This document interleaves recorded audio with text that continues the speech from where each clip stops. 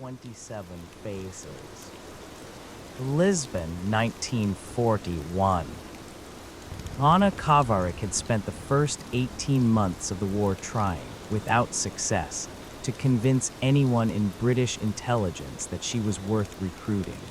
And it was this specific, repeated failure, 3 separate rejections from 3 separate officials, each one polite, each one final, that eventually led her to the only strategy left available to a determined and resourceful woman with no formal credentials, no family connections, and an overwhelming conviction that she had something genuinely useful to offer a war she had watched, from the relative safety of neutral Portugal, consume the country of her birth. She would offer her services to the enemy instead, and then, once the Germans had trained her, funded her, and dispatched her as their own agent into Britain, she would simply walk into the nearest British authority and confess everything, a plan so audacious, and so entirely dependent on the Germans, never suspecting her true intentions during the recruitment process itself, that when she finally described it years later to the small circle of colleagues who came to know her wartime work in full, more than one of them admitted they would not have believed it possible had they not watched her actually accomplish it. I understood something the British recruiting officers who turned me away did not, she told those same colleagues, at a small private gathering held many years after the war, once the specific program she had worked within had finally been declassified enough to permit at least partial discussion. They were looking for agents with existing networks, existing access, existing credentials that could be verified and relied upon. I had none of that. What I had instead was patience, and a fairly good understanding of exactly what the German intelligence services wanted to believe about Britain and about themselves, and I calculated correctly, as it turned out, that I could offer them precisely that belief, dressed up as genuine intelligence, more effectively than almost anyone with actual credentials could have managed, because I was not constrained by any need to report anything true. What the Germans wanted to believe. Anna's approach to the Abwehr German military intelligence office in Lisbon in the spring of 1940, one was calculated with a precision that surprised even the German officer who eventually agreed to meet with her, a man she would later know only by the codename Bruno, who had grown accustomed, in his years running agents out of neutral Portugal, to a steady stream of opportunists, con artists, and genuinely desperate refugees offering their services in exchange for money, safe passage, or simple survival, almost none of whom possessed anything resembling real intelligence value. I did not offer him information, Anna explained, describing her approach decades later. I offered him a story he already wanted to believe, told with enough specific, plausible-sounding detail that he had no immediate way to verify it as false, and every professional incentive to want it to be true, because a genuinely well-placed agent in Britain, established through his own recruitment and reporting directly to him, would represent precisely the kind of career-making success every intelligence officer in that war was desperately hoping to achieve. I told him I had contacts inside the British government, inside British industry, a network I had supposedly built through my own pre-war travels and social connections. None of it real, all of it constructed specifically to sound exactly like the kind of network German intelligence assumed a resourceful, well-connected operative might plausibly possess. He wanted, very badly, to believe he had found something valuable. I simply made certain that what I offered him fit precisely into the shape of what he was already hoping to find. Bruno, convinced by Anna's carefully constructed persona, arranged for her training in the fundamentals of espionage, secret writing techniques, basic cryptography, methods of concealing and transmitting messages, and eventually dispatched her, in the summer of 1941, on a genuine German intelligence mission. To travel to Britain, establish herself there, and begin reporting back on British military and industrial activity through a network of sub-agents she claimed she would recruit once established. The difficulty, which Anna solved through a piece of resourcefulness that would define the entire remainder of her wartime career, was that she never actually reached Britain at all in the way the Germans believed she had. Denied a British entry visa through ordinary channels, a bureaucratic obstacle that very nearly ended her entire plan before it properly began, she instead remained in Lisbon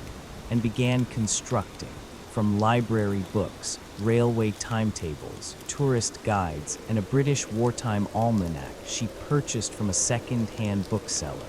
an entirely fabricated account of a life she was not actually living in a country she had not actually entered.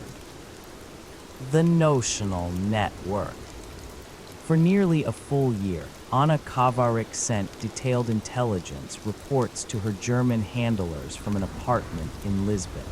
describing British military dispositions, industrial activity, and social conditions she had never personally observed,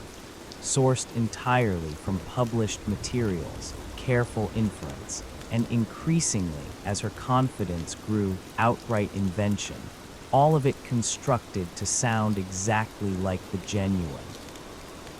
Ground-level observations of a well-placed agent actually living and moving through wartime Britain. I invented an entire network of sub-agents, she explained, in the same later account she gave to trusted colleagues,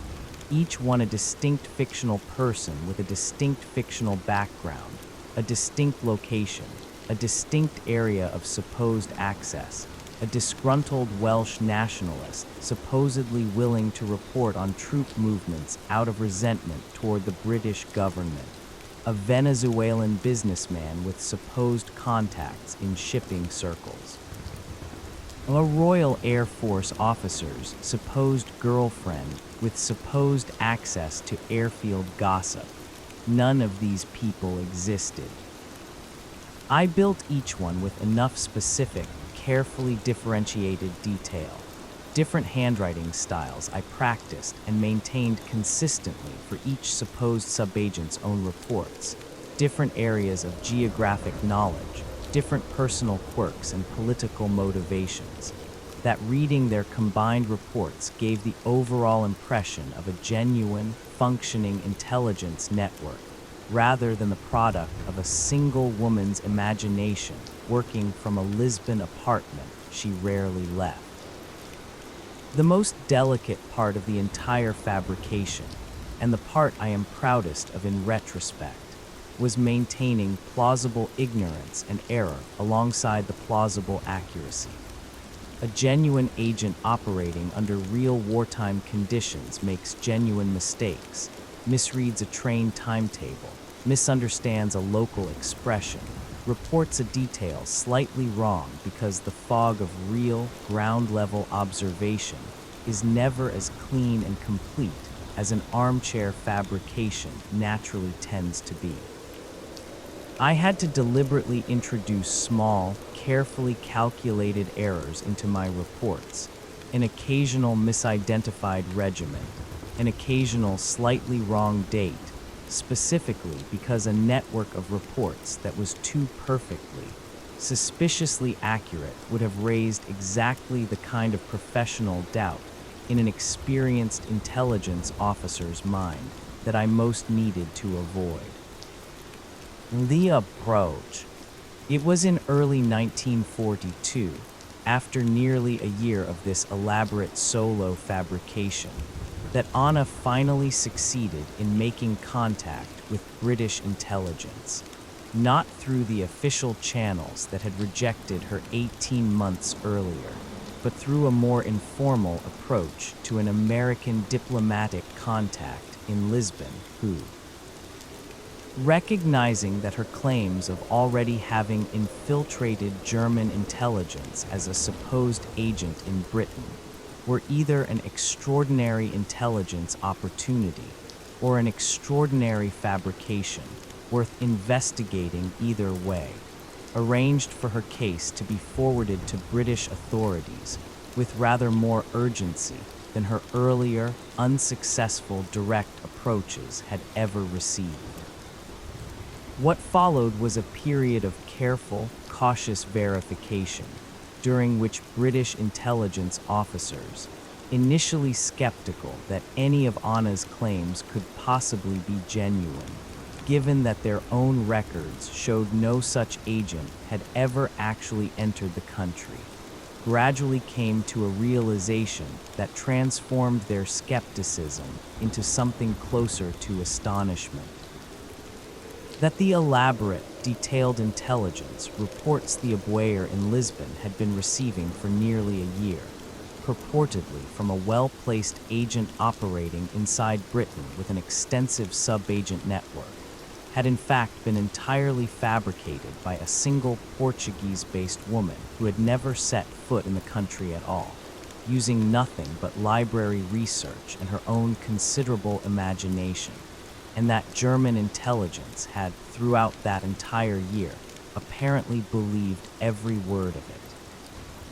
I was brought to London under conditions of very great secrecy, Anna recounted, and interviewed for several days by officers who seemed to alternate between professional admiration and a kind of bewildered disbelief that anyone could have sustained a fabrication of that scale and detail for so long without ever once being caught. It was only once they had thoroughly satisfied themselves that my account was genuine, that I had in fact spent the better part of a year successfully deceiving German intelligence about an entire fictional network operating inside a country I had never entered, that the conversation shifted, quite abruptly, from investigation to recruitment. They did not want to arrest a fraud. They wanted to employ, with very great care and very great secrecy, precisely the skill I had just spent a year demonstrating I possess. Said in genuinely remarkable measure. The double-cross system. Lana Kavarik became, from that point forward, an official participant in what British intelligence termed the double-cross system, a coordinated program run by a small and highly secretive committee that managed and controlled essentially every German intelligence agent operating in wartime Britain, turning them, one after another, into unwitting or, in a smaller number of cases like Anna's own, entirely willing channels for feeding carefully constructed false information back to German intelligence, while the genuine intelligence those agents might otherwise have gathered was instead denied to the enemy entirely. What I had built alone from a Lisbon apartment, out of library books and imagination, Anna explained, I now built in careful and highly professional collaboration with an entire team of British intelligence officers, whose job was to ensure that every report I sent, now genuinely informed by real, carefully selected details about actual British conditions, rather than the guesswork I had previously relied upon, contained exactly the right combination of accurate, verifiable, low-value information, details the Germans could confirm through other channels, reinforcing their confidence in my network's genuine access, mixed with carefully calculated falsehoods, significant enough to matter strategically, but crafted with enough internal consistency and plausibility that no careful German analyst, cross-referencing my reports against whatever other intelligence they possessed, would have easy grounds to doubt them. My fictional sub-agents, invented originally to sustain a solo fabrication, now became genuinely useful tools within this collaborative system, each one maintained with the same careful individual consistency I had always given them, but now serving specific strategic purposes the British committee assigned to them. My supposed Welsh nationalist sub-agent, for instance, became a channel through which the British could feed the Germans a carefully calibrated picture of civilian morale and industrial conditions in Wales, useful for shaping certain specific German assumptions about British domestic resilience. My supposed airfield contact became a channel for controlled, carefully limited information about certain aircraft movements, information significant enough to seem valuable, but structured in a way that never actually compromised any genuine operational secret. Building toward the deception that mattered most. It was in the 2 years that followed, as Anna's fabricated network grew steadily in size, sophistication, and crucially in the trust German intelligence placed in it, that the true strategic purpose of the entire double-cross system began to come into focus, not merely the day-to-day feeding of controlled misinformation, valuable as that was in its own right, but the careful, patient cultivation of an enormous reservoir of accumulated German confidence that could, at precisely the right moment, be spent all at once on a single deception significant enough to alter the entire course of the war. We understood by 1943, Anna explained, describing the strategic thinking that increasingly shaped her work as the war progressed, that a genuinely major Allied invasion of occupied Europe would eventually need to be launched, and that its success would depend enormously on German uncertainty about exactly where and when that invasion would actually come. My network by that point had spent nearly 2 years establishing itself, in German eyes, as one of the most valuable and reliable sources of intelligence on British affairs that the Abwehr possessed. That reputation that accumulated, patiently built credibility was, in a very real sense, the single most valuable strategic asset any of us had built across the entire preceding 2 years of careful, unglamorous work, and everyone involved understood that it would eventually need to be spent, at exactly the right moment, on convincing German intelligence of something enormously significant and enormously false. That moment came in the spring and early summer of 1944, in the elaborate deception Operation History would eventually come to know as Operation Fortitude, a coordinated Allied effort, of which Anna's own fabricated network formed only one part among many, designed to convince German high command that the genuine invasion of Normandy, when it finally came, was in fact merely a diversionary feint, and that the true main Allied invasion force remained massed and ready to strike at the Pas-de-Calais, the narrowest and most obvious crossing point of the English Channel, considerably further north. I sent, in the days and weeks immediately surrounding the actual Normandy landings, Anna recounted, a carefully coordinated sequence of reports through my entire fabricated network, each one reinforcing the same central deception from a slightly different angle, Ray. Reports describing supposed troop concentrations, supposed equipment staging, supposed radio traffic patterns, all consistent with a genuine invasion force still massed and preparing to strike at Calais, even as the actual landings were already underway at Normandy. The most critical single report, timed with very great care,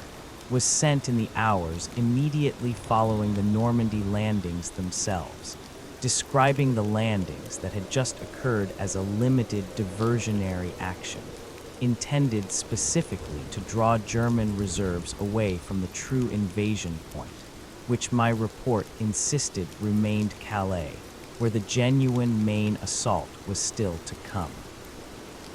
I have been told by officers who had access to the relevant German records after the war that this specific report, arriving at exactly the moment it did, through a channel German intelligence had spent nearly 3 years coming to trust almost without question,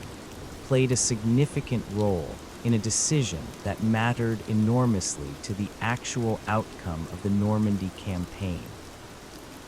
The decision by German High Command to hold back substantial armored reserves near Calais for several critical weeks after the Normandy landings had already begun, reserves that might otherwise have been committed to Normandy itself during the extremely vulnerable early days of the Allied beachhead, when those defending forces were at their most exposed, and the entire invasion remained, by any honest military assessment, still genuinely capable of failing. What the deception actually cost. It was not, Anna was careful to emphasize in her later, more reflective accounts of this period, a deception without genuine and ongoing risk to herself, or without moments of real fear that the entire elaborate fabrication, sustained now across nearly 3 years, might collapse at exactly the wrong moment. There were several occasions, she recalled, when a piece of information I had reported, or one of my supposed subagents had reported, appeared to conflict with something the Germans had learned through an entirely separate channel. A genuine risk in any deception this large and this sustained, since no fabrication, however carefully constructed, can perfectly anticipate every piece of independent information an intelligence service might eventually gather through its own separate sources. On each such occasion, the British committee overseeing my work had to construct, quickly and under real pressure, a plausible explanation for the discrepancy, a supposed misunderstanding, a supposed change in circumstances, a supposed error by one of my fictional subagents that I would then dutifully report having corrected, precisely the kind of ordinary human fallibility that a genuine, functioning intelligence network would actually be expected to display from time to time. It was throughout a considerably more precarious existence than the tidy, retrospective accounts of the operation's eventual success generally convey. I lived for nearly 3 years with the constant, genuine possibility that a single unexplainable inconsistency, arriving at the wrong moment, might unravel the entire fabrication and quite possibly cost me my life, since German intelligence services were not known for treating discovered double agents with any particular leniency. There was, too, a psychological cost that Anna addressed only obliquely in her later accounts, and that her own family, she admitted, did not fully understand or appreciate until many years after the war's end. I spent nearly 3 years of my life maintaining, in extraordinary and exhausting detail, an entire fictional world, dozens of invented people, each with their own consistent voice, their own consistent errors, their own consistent small human failings, all of them living, in my own mind if nowhere else, lives I had to keep perfectly straight across years of continuous, high-stakes fabrication. I do not think I fully appreciated at the time What a strange and psychologically demanding thing that actually was to sustain, night after night, for years on end, until the war finally ended and I found myself, rather abruptly, no longer needing to remember which of my fictional sub-agents preferred which particular turn of phrase, or which one had supposedly reported which particular detail 18 months earlier.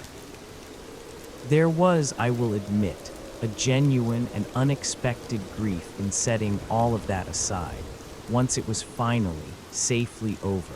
A grief for an entire cast of invented people I had, in some strange sense, spent years caring for as though they were real, even though I alone had ever known they were not. What the real German officer believed. There is a coda to Anna's account, added many years later once further historical records had become available, concerning Bruno, the German intelligence officer in Lisbon who had originally recruited her, and who continued, throughout the entire war, to believe completely and without apparent suspicion in the genuine value of the network she had built for him. I learned after the war, from records that survived the collapse of the German intelligence services, that Bruno had continued reporting to his own superiors, right up until the very end of the war, that my network remained one of the most valuable and productive sources of British intelligence the Abwehr possessed, Anna recounted. He had, by several accounts, actually recommended me for a German military decoration, believing my supposed reporting to have made a genuinely significant contribution to the German war effort, a recommendation that was, I am told, formally approved, meaning that I hold, to this day, an actual German award for espionage. Granted by an intelligence service, I had spent the entire war systematically and deliberately deceiving on behalf of the very country that award was meant to help defeat. I found myself, when I first learned this detail many years after the war, feeling something considerably more complicated than simple satisfaction or amusement, though I will admit both of those feelings were genuinely present as well. Bruno had been in his own way an intelligent and conscientious officer, doing difficult work under real pressure, and he had trusted me, trusted the fictional world I had built for him, completely and consistently across nearly 3 years, right up until the war's end, without ever once, so far as any surviving record indicates, seriously suspecting the truth. I do not know what became of him afterward, whether he survived the war's final chaotic months, whether he ever learned the full truth of what had actually happened, or how he might have reconciled that truth with the genuine trust, and I believe, genuine respect he appeared to have held for an agent who had never actually existed in the way he believed she did. It is one of the stranger aspects of this entire chapter of my life that I spent years building and sustaining a genuine human relationship of a peculiar and one-sided kind with a man I successfully and completely deceived for the entire duration of that relationship, and that I will likely never know how or whether he ever came to understand what had truly happened between us. A second, quieter story of the same system. There is a companion account connected to Anna's story only through the shared, larger apparatus of the double-cross system, rather than through any direct personal connection, which Anna's own granddaughter, continuing by this point, a pattern of independent historical research that had already connected 3 earlier families through entirely separate corners of the same war, brought to her grandmother's attention many years later. Concerning a genuinely different, and in some ways more troubling aspect of the same broader deception program. The account concerned the fate of German agents who had been captured and turned by British intelligence through means considerably less voluntary than Anna's own original approach. Agents who had been apprehended upon arrival in Britain offered a stark choice between execution as an enemy spy and cooperation,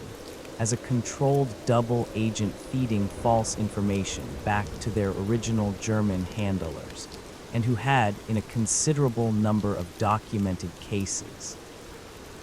continued this coerced cooperation for years, under conditions of genuine psychological strain that the more celebratory popular accounts of the double-cross system's undeniable strategic success have often tended, Anna's granddaughter's research suggested, to underemphasize or omit entirely.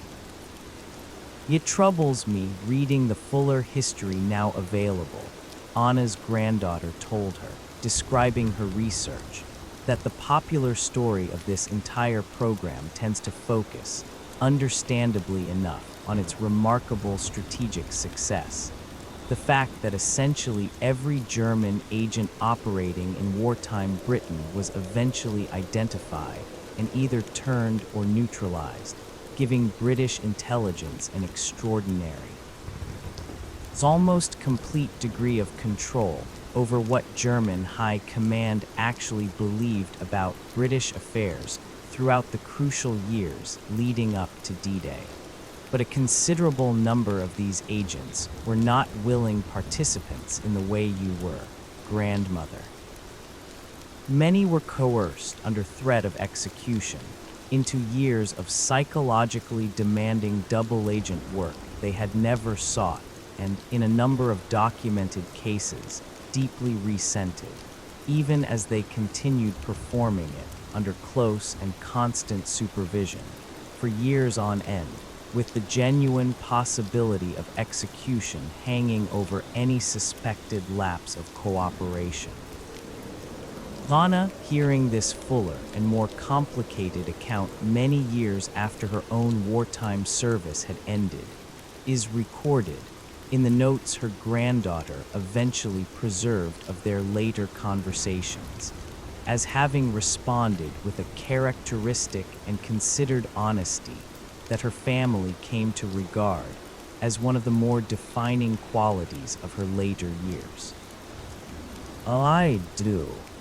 not think I fully appreciated, at the time, how differently my own experience of this work must have compared to those of agents who had been compelled into it rather than choosing it,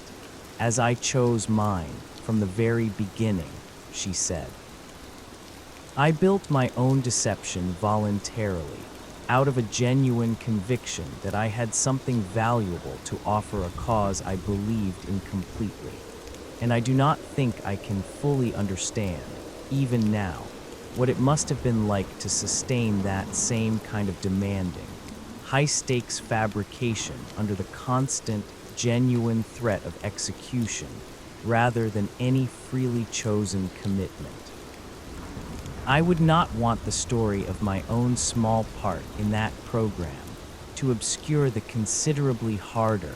and more morally complicated experience of the agents who did this same work under duress rather than choice. Both stories are part of the true history of that system,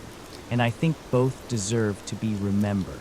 rather than allowing the more comfortable and more celebratory version, the version that focuses only on willing participants like myself to stand in the popular imagination, for a considerably more complicated,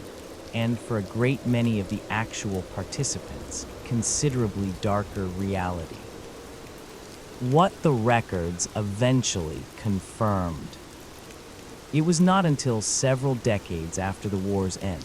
as the relevant British intelligence records were gradually declassified over a period extending well into the final years of Anna's own long life,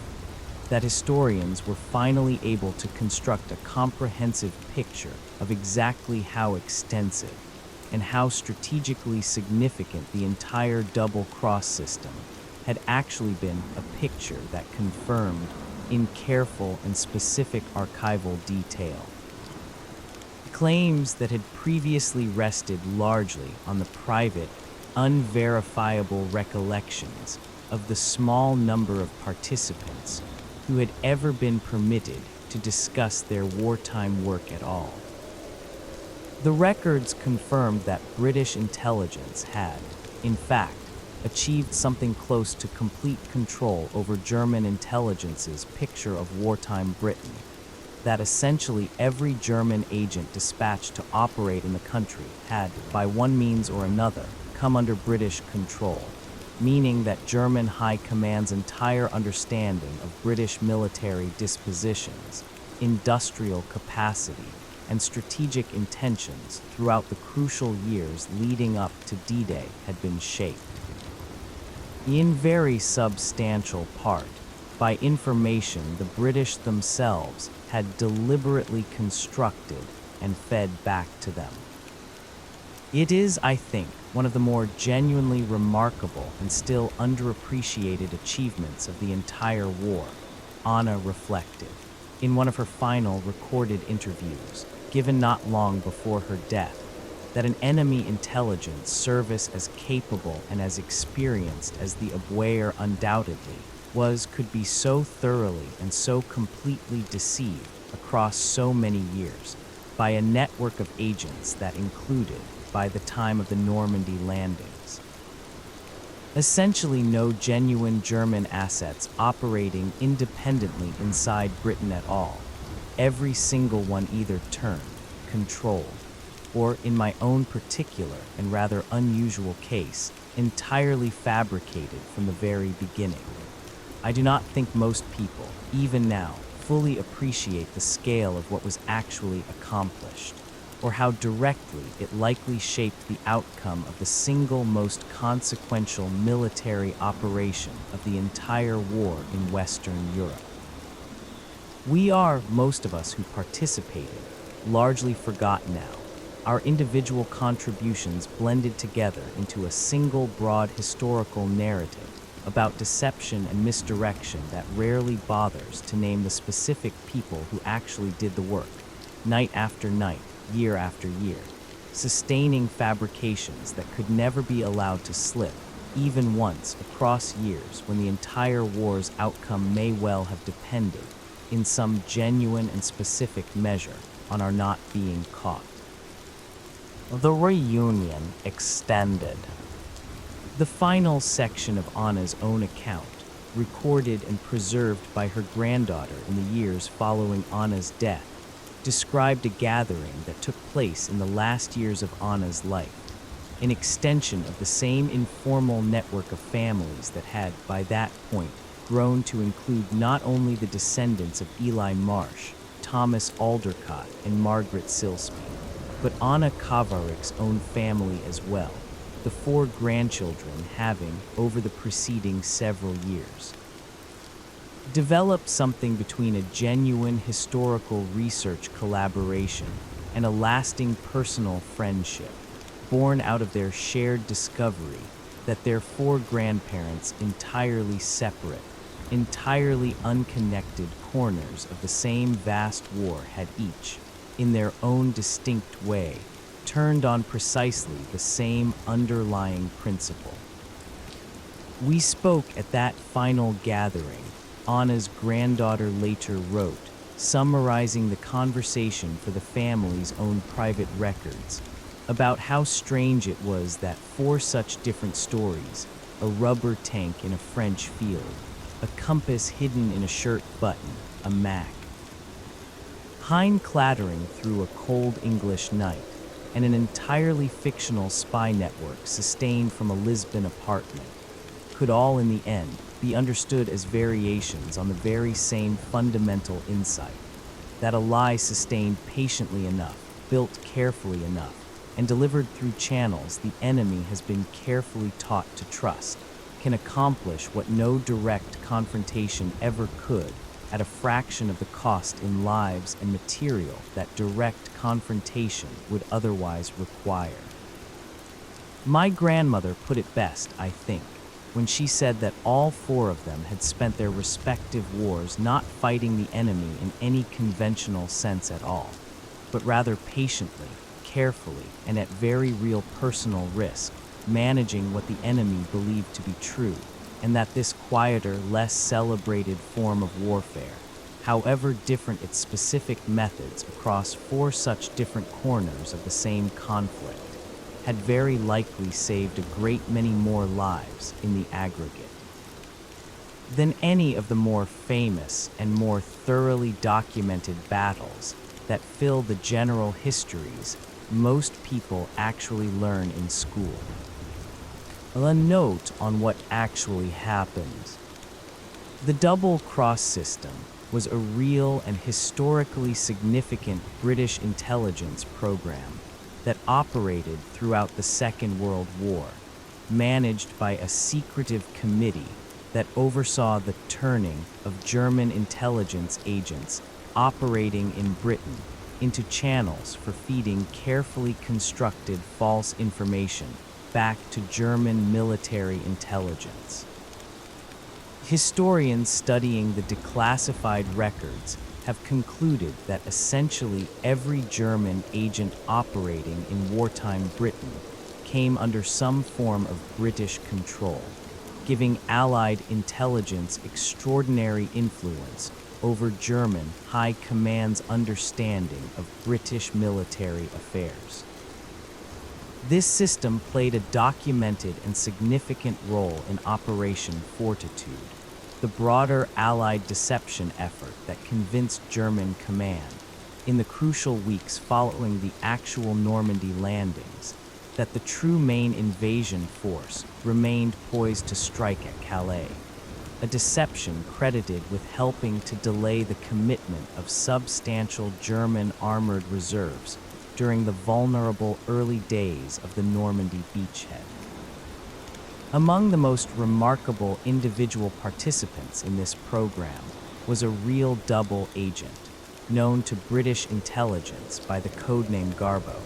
who initially approached German intelligence in Lisbon as a self-motivated volunteer, was unable to obtain travel documents to actually enter Britain, and for roughly a year successfully fabricated detailed intelligence reports and an entire network of invented sub-agents using only published reference material. Before being recruited by British intelligence and continuing this fabricated network, now under official direction, through the end of the war, work considered by historians to have made a significant contribution to the success of the Fortitude deception, and for which this agent received both a British MBA and, unknowingly awarded by the German intelligence service that never discovered the deception, an Iron Cross. A considerable number of the German agents brought under British control through this same broader system, unlike this particular volunteer, were coerced into cooperation under threat of execution, and their experience of the work is understood by historians to have been considerably more psychologically fraught than the more celebrated voluntary cases that have tended to dominate popular retellings of the program.